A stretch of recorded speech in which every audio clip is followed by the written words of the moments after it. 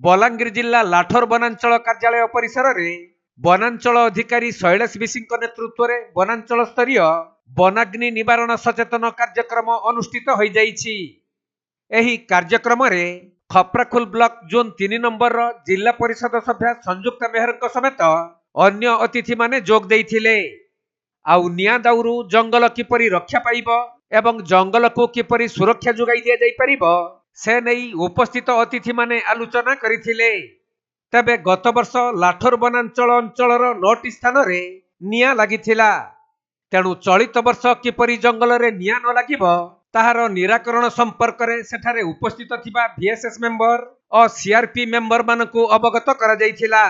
देखुथिबे आगामी दिन रे खरा दिन हला परे जंगल निया धीरे धीरे वृद्धि पाउछे हमर एरिया रे।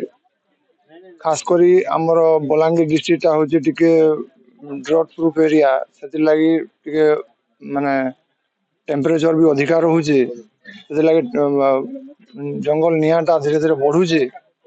सेति लागि एरिया लोक मान को सचेतन करवार लागि आमे आज गोटे कार्यक्रम आयोजन करथिलु।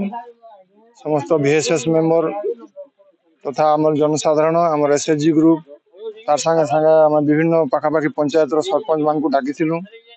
से माने समस्त को सचेतनता करेले के हिसाब रे काना कले जंगल रे जनता अति कम रु कम निया लागबा टोटाली नहीं भी लागबा बोली कर 2-4 जन कहले बहुत खुशी लागला।